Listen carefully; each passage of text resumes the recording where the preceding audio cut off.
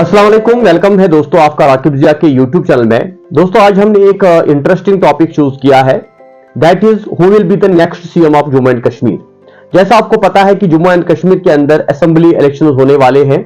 In fact पहला phase जो हुआ था 18 सितंबर को हुआ था और अब दूसरा फेज कल होने वाला है 25 सितंबर को, और तीसरा फेज जो होगा दैट इज 1 अक्टूबर, और 8 अक्टूबर को जो है इसका रिजल्ट आएगा।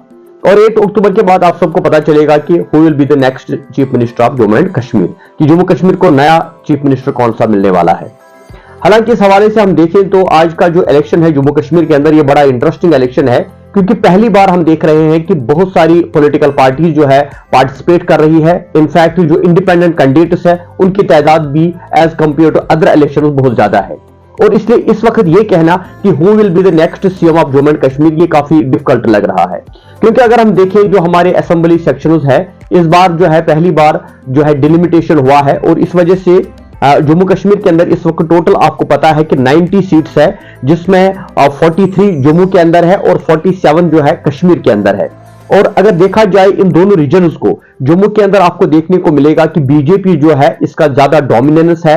और लेकिन अगर हम कश्मीर की बात करें तो कश्मीर के अंदर, कश्मीर रीजन के अंदर आपको कांग्रेस भी मिलती है, बीजेपी भी मिलेगी, एनसी भी मिलेगी, पीडीपी भी मिलेगी, सीपीआईएम भी है, और अपनी पार्टी भी है, एआईपी इंजीनियर रशीद की है, और जमात इस्लामी भी है। यानी बहुत सारी पॉलिटिकल पार्टी इस बार जो है जम्मू कश्मीर के अंदर जो है इलेक्शन में हिस्सा ले रही है। और इसके अलावा बहुत सारे इंडिपेंडेंट कैंडिडेट्स भी है जो इस बार इलेक्शन में पार्टिसिपेट कर रहे हैं। तो इसलिए कश्मीर के अंदर किसी भी पॉलिटिकल पार्टी को मेजॉरिटी नहीं मिलेगी। जैसे हमें पता है कि 47 सीट्स है कश्मीर के अंदर, तो किसी भी पॉलिटिकल पार्टी को जितना चाहिए हमें 46 हमें चाहिए, तो 46 किसी भी पॉलिटिकल पार्टी को आना जो है नामुमकिन है। यहां का जो अगर देखा जाए तो एनसी तो लीडिंग पार्टी लगती है इस वक्त कश्मीर के एरिया में, क्योंकि एनसी को लगभग 30 to 40 सीट्स आ सकती है, अबो 30 ये जाएगी। और इसके अलावा अगर हम देखें बीजेपी जो है वो भी 30 को टच कर सकती है, और कांग्रेस जो है 10 पे रुक जाएगी, और पीडीपी को भी लगभग 10 सीटें आ सकती है। और उसके बाद अगर हम इंजीनियर रशीद या बाकी जितनी भी पार्टीज है इन सबको मिला के 20 सीट्स आ सकती है। तो इसलिए यह कहना कि कश्मीर के अंदर किसी भी पॉलिटिकल पार्टी को मेजॉरिटी नहीं मिलेगी। हां, जैसा हमको पता है कि एनसी और कांग्रेस का अलायंस है, तो इसलिए जो इंडिया गठबंधन है उसमें ये दोनों पार्टनर रहे हैं, और इसलिए इनका बंटवारा हो चुका है जम्मू और कश्मीर के अंदर, इन्होंने सीट्स को डिवाइड किया है। तो एक्सपेक्टेड है कि कांग्रेस और एनसी को अगर 46 सीट्स मिलती है तो they can frame the government, और उसमें नेचुरली अगर देखा जाए तो चीफ मिनिस्टर जो होगा that will be Omar Abdullah. और अगर इनको 40 बिलो सीट्स आती है तो उसके बाद ये इनके पास एक और ऑप्शन बचता है कि वो पीडीपी को अपने साथ मिलाए, और पीडीपी, नेशनल कॉन्फ्रेंस और बीजेपी तीनों पार्टियां मिलकर गवर्नमेंट बनाएंगी। लेकिन उस सिचुएशन में भी चीफ मिनिस्टर जो होगा that will B from NC यानी उमर अब्दुल्ला। और अगर इसके बाद भी इनको जरूरत पड़ी, यानी पीडीपी, नेशनल कॉन्फ्रेंस और जो कांग्रेस है, अगर इनको 46 सीट्स नहीं मिलती है तो उसके बाद भी इनके पास ऑप्शन है कि जो इंडिपेंडेंट कैंडिडेट्स है प्लस जो अपनी जो इंजीनियर रशीद की पार्टी है वो भी इनको सपोर्ट करे। सारी पार्टियां जो है ये इलेक्शन में बीजेपी के अगेंस्ट जा रही है, क्योंकि अगर आप देखिए एनसी जो है, नेशनल कॉन्फ्रेंस भी बीजेपी के खिलाफ बोल रही है, पीडीपी भी जो है बीजेपी के खिलाफ बोल रही है, और इंजीनियर रशीद की पार्टी भी जो है खुलेआम बीजेपी के खिलाफ बोल रही है। तो इसलिए ये इन चांसेस है, प्लस कांग्रेस भी जो है वो तो कंप्लीटली बीजेपी के खिलाफ ही है। ये चारों बड़ी पार्टियां जो कश्मीर के अंदर इस वक्त उभरने वाली है, नेशनल कॉन्फ्रेंस, पीडीपी, कांग्रेस और एआईपी, तो इन सब का जो है ये बीजेपी के अगेंस्ट ही है। इसलिए चांसेस ये है कि ये सारी चार पार्टियां हो या प्लस इंडिपेंडेंट कैंडिडेट्स हो, ये 46 के टारगेट को अचीव करने के बाद जो है नेशनल कॉन्फ्रेंस का ही सीएम यहां पे चूज करेंगे। फिर वो बारी बारी हो जाए, हो सकता है उसमें 2-2.5 साल एक को और 2-2.5 साल दूसरे को मिले,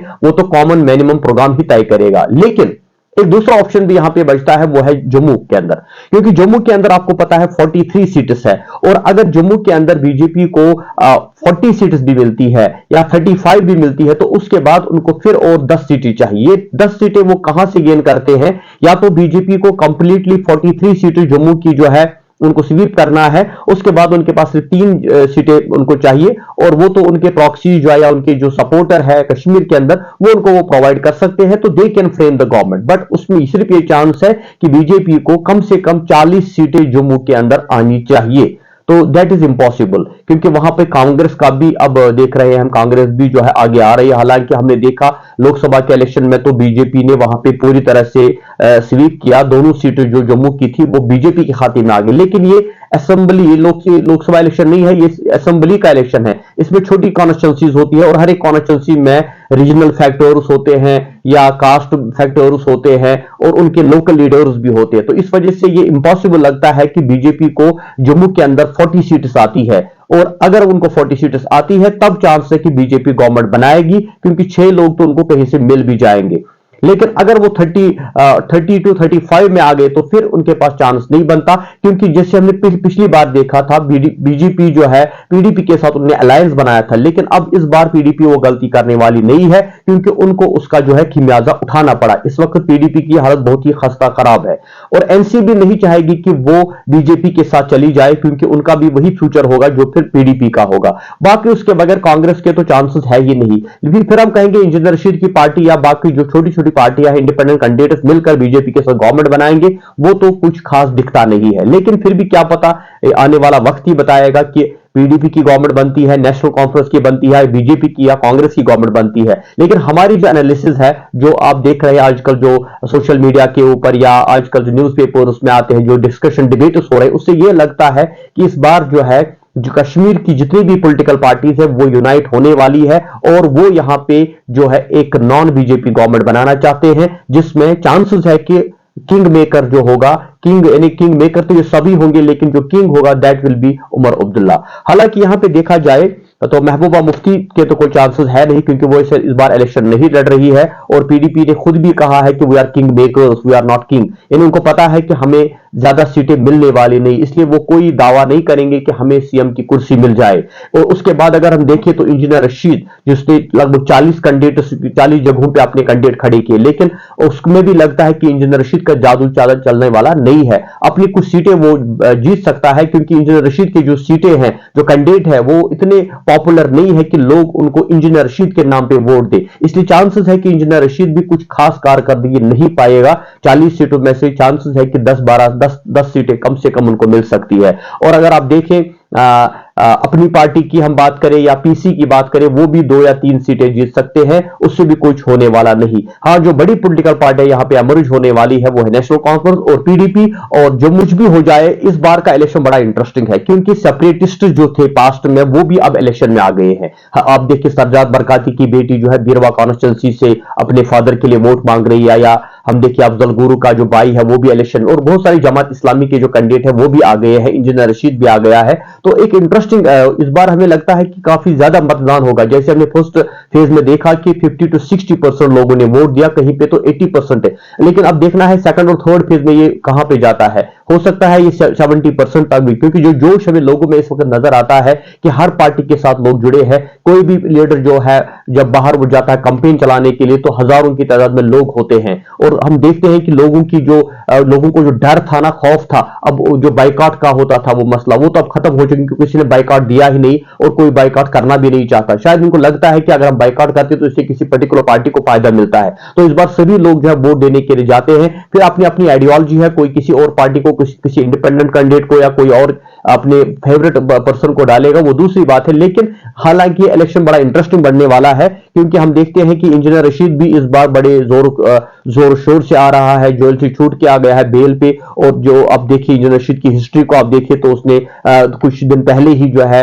2 लाख वोटों से उमर अब्दुल्ला जो एक्स सीएम रह चुके हैं उनको हरा दिया एमपी के इलेक्शन में। तो इससे भी लगता है कि उसकी भी एक इमेज बन रही है, वो भी इस इलेक्शन में एक बड़ा इंपॉर्टेंट रोल प्ले कर सकता है। तो इसलिए देखना होगा, ये तो सब अब पता चलेगा 8 अक्टूबर के बाद ही कि who will be the next CM of Jammu and Kashmir. ये रविंद्र रैना होगा बीजेपी का, या कांग्रेस का होगा, या पीडीपी का होगा, या नेशनल कांग्रेस। लेकिन ज्यादा चांसेस तो यही है कि next CM of Jammu and Kashmir will be Omar Abdullah और from national conference. Thank you very much. आपके ओपिनियन क्या है, जरूर हमें आपके ओपिनियन का रहेगा इंतजार, अपनी कमेंट जरूर दे। ये मेरी अपनी पर्सनल ओपिनियन है, लेकिन आपके ओपिनियन क्या हो सकती है उससे हमें जरूर जो है आप मुतला करें। Thank you very much. खुदा हाफिज।